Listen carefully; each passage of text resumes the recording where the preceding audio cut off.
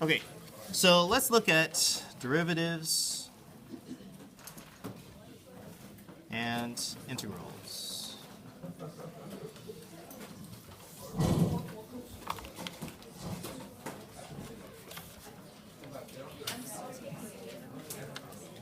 Give you guys a second to get out your notes and stuff.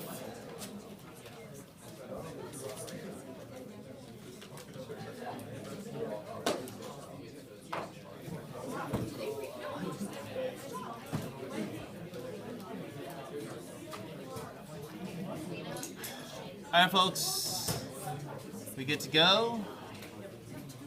I know a lot of you guys talk about forecasting. You guys have a whole week to do this, so let's save those conversations for another time, please.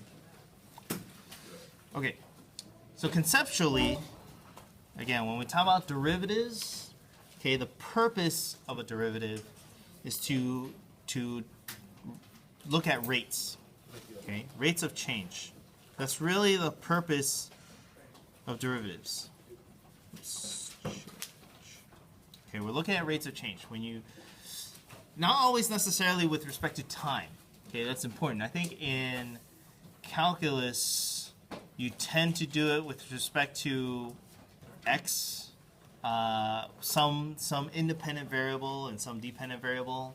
And then in calculus, or sorry, in physics, a lot of times we do it with respect to time, but sometimes we do it with respect to space as well. So just recognize that it's not always time. When we look at integrals, integrals is a tool for adding up a net effect of some sort. Okay, you're adding up a bunch of stuff. That is the purpose of an integral.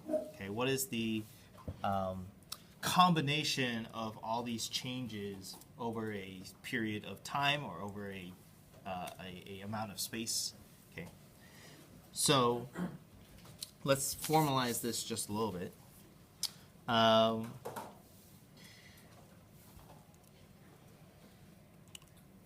When we talk about taking the integral of some function with respect to x, okay, and again, in this case, when I say x, not necessarily spatial dimension x, just some variable x, right? From some initial to some final value. This is equal to a big F of x final minus some big F of x initial. And we'll define what big F stands for in a minute. There's a couple important things to keep track of here. When you talk about taking the integral of something, it only works. This is the fundamental theorem of calculus, and it only works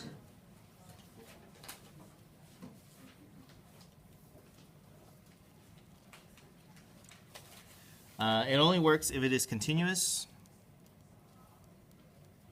and differentiable.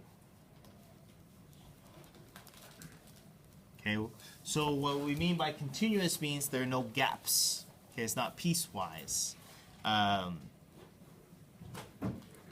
And also when we say differentiable, it means that the slopes or the rates of change are smooth, right? There are no points along your function where the derivative is different on the left-hand side from the right-hand side, right? You've probably done some problems like that where you take the limit from the left-hand side, you take the limit from the right-hand side, and if it is not the same on both sides, it is not differentiable. Okay? So we would define big F such that its derivative is equal to little f. Okay, so in other words, big F is like the antiderivative of little f. Okay.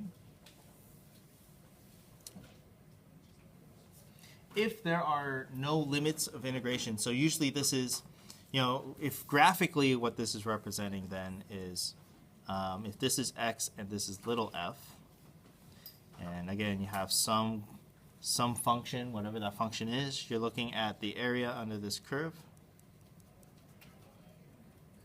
from x initial to x final. And what we're saying is that this is the change in big F. That there's some function that exists such that its derivative is this function.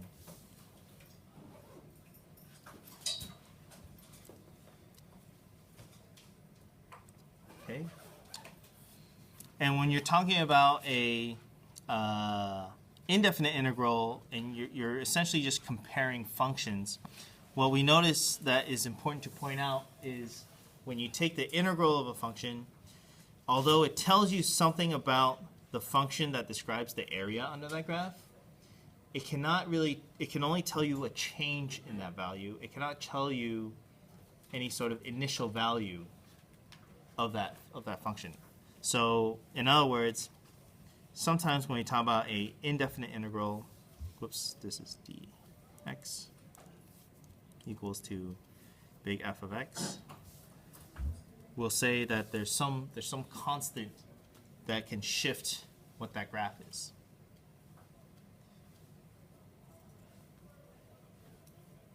Maybe another way to think about it is whatever this function is, if there's a constant inside of here, well, when you take the derivative of it, that constant disappears, right? So this function f, little f of x, can never really provide you any information about any constants in this function because when you take the derivative of this, it goes away. So that's really what that plus c is for. There's always usually some initial value that describes how this function starts, but maybe not necessarily. Okay. So if you have limits of integration, there's no plus c here because, well, if you're taking a difference, that plus c is going to get subtracted out anyway. Okay, so when you have limits of integration, you're talking specifically about a change. When you're doing an indefinite integral, you're trying to compare functions, not necessarily values. Okay. Okay. So let's go way back a little bit and kind of apply this integral calculus stuff to kinematics. See, the reason why we have algebra-based physics and calculus-based physics is because there's a lot of equations in physics that you have to derive using calculus. And that's really what makes it powerful, but it's also what makes it really interesting. It's empowering when you get that sense of like, hey, I have the math tools to derive the laws of the universe. It's kind of nice. So let's look at some of the definitions of kinematics. We said that acceleration is by definition a rate of change of velocity with respect to time. We said that velocity is a rate of change of position with respect to time. And right now I'm doing this, let's just keep it simple. We'll keep it one-dimensional. Let's not worry about vectors and dot products and all that stuff. Let's just say one-dimensional. So in this case, we are talking about time. We are talking about position. This is a spatial measurement with respect to some time element. And if you put these two together, you can actually then say that the acceleration is the second order derivative with respect to position, or of position. Okay, that is the notation. You're not actually squaring anything. It's just indicating a second order. Sometimes you'll see f prime this might be like x prime, x double prime, but I think you'll find that when it comes to physics, we don't tend to use prime as much because we have many different variables, and when we're differentiating against different things, you lose that information when you just use prime. Prime kind of just assumes with respect to an independent variable. Okay, so then in general, if this is how the derivatives work out, you can always do it in the other direction. Okay, what I mean is, if acceleration is equal to the derivative of velocity, how does velocity come from acceleration? Well, it comes from taking the integral of acceleration with respect to time Okay, so there's two ways you can go about doing this. We can do this with limits of integration. We can say from some initial time to some final time.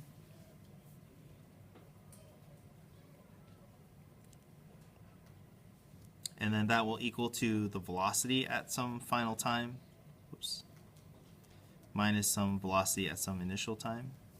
That's supposed to be a t. Okay, you can write it like that.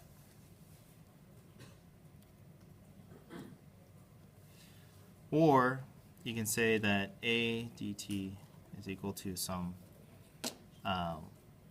velocity as a function of time plus initial velocity.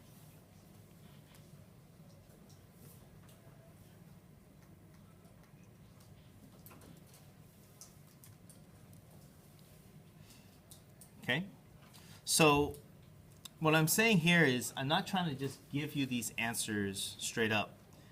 This is really kind of using this structure. Okay. Let me think.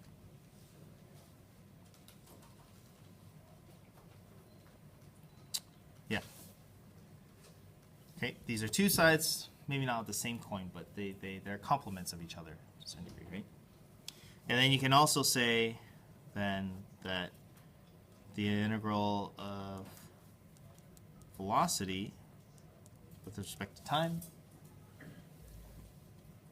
will give you some position final, whoops, at t. This should be a t minus initial, right? Or the integral of velocity with respect to time is equal to your position plus that.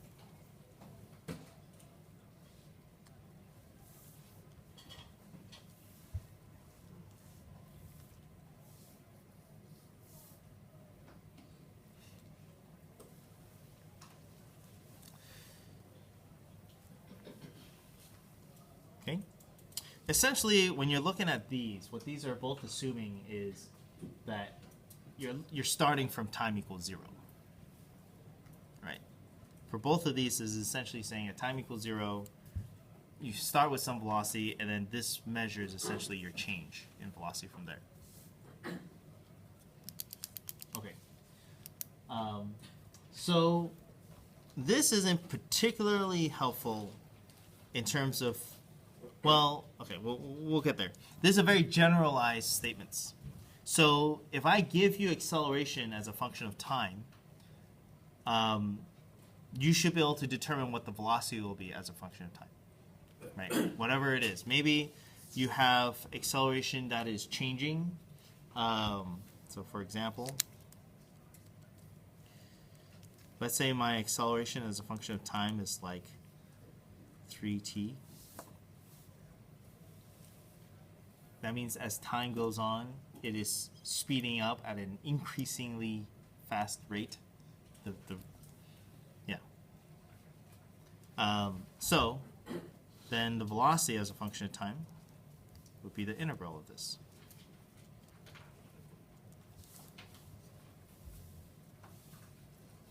Okay. So again, how do you calculate the integral?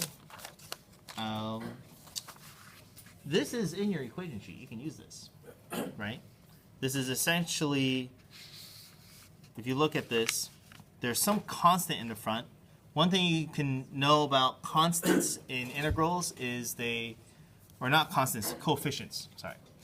Coefficients can come out, just like when you take derivatives, right? When you take the derivative of a function, any coefficients can come out front. So in the same way, this would be like 3 integral of t dt. And then if you, hopefully you will start to memorize this soon. But this would be like t to the 1. So if you look at this one, it's like if n equaled 1. So if n equals 1, then you will now have t to the power of 2. So you have 3 times t to the power of 2 divided by 1 plus 1, which is 2. and then plus, in this case, it would be like a v naught, some initial velocity. Okay? So that's how you do the calculation. So then you say vt as a function of time, or v as a function of time is 3/2 t squared v naught. Okay. Very soon, okay, pretty much at this point, if I give you this, you should be able to determine this. Now, you'll never get a problem on an AP exam that says, here's a function for acceleration, determine a function for velocity. Most likely what they'll say is, here's a function for acceleration, how far has it traveled in 5 meters, or 5 seconds, right? So it won't tell you to just get the equation, you'll need to know how to get the equation. So then if I give you this acceleration function and I say, how far has it traveled in 5 seconds, we need the position function. So then we get x, okay, x of t is going to be the integral of this guy.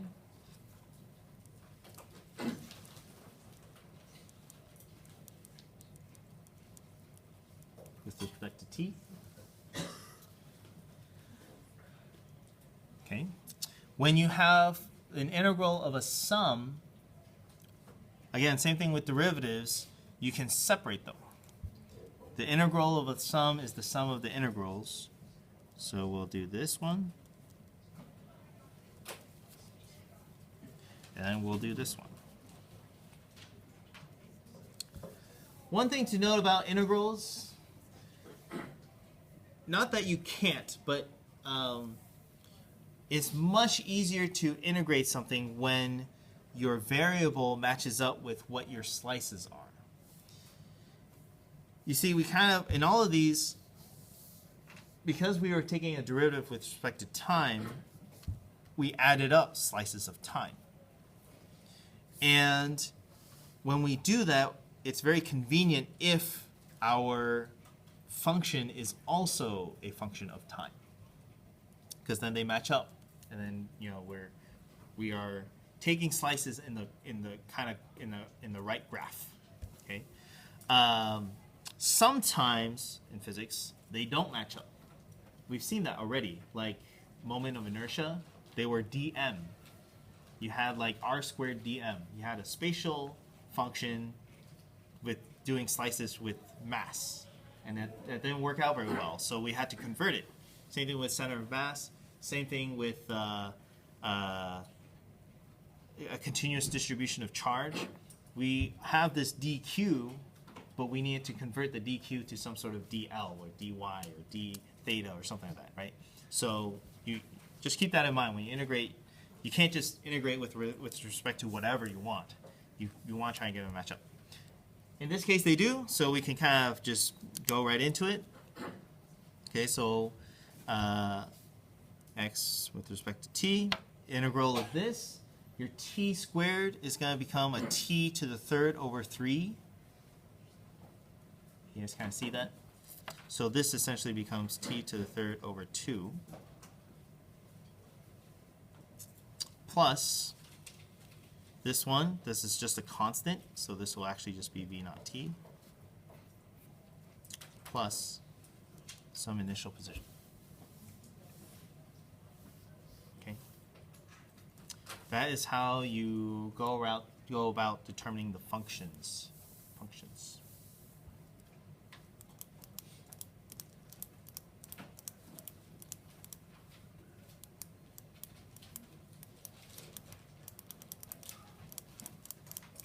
Okay, so graphically, I want you guys to think about what this all looks like.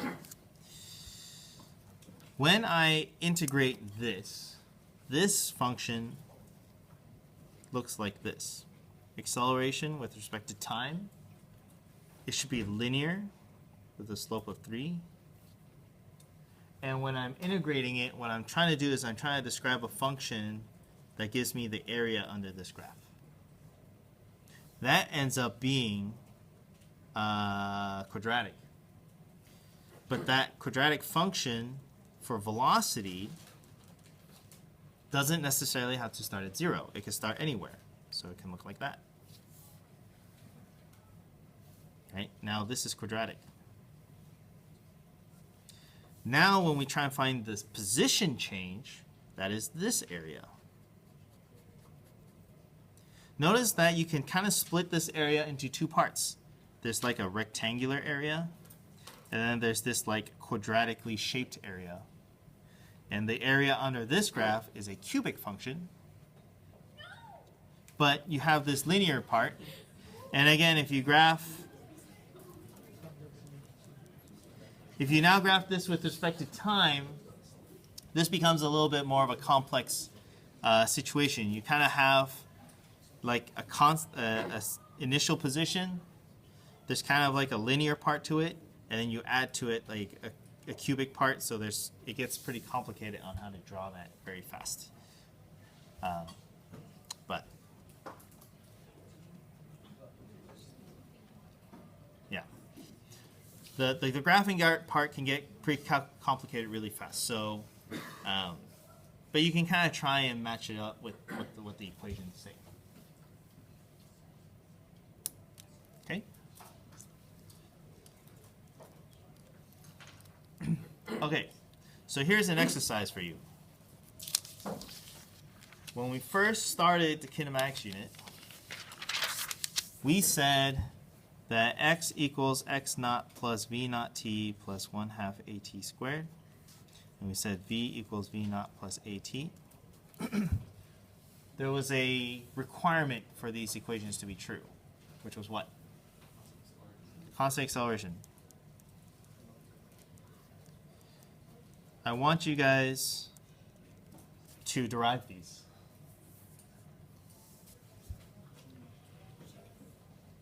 Okay? I'll give you a hint. Start with this. A as a function of time equals to something constant, a naught. Okay? So you should be able to derive the velocity as a function of time, and you should be able to derive the position as a function of time. How do you make this? Ready, set, go.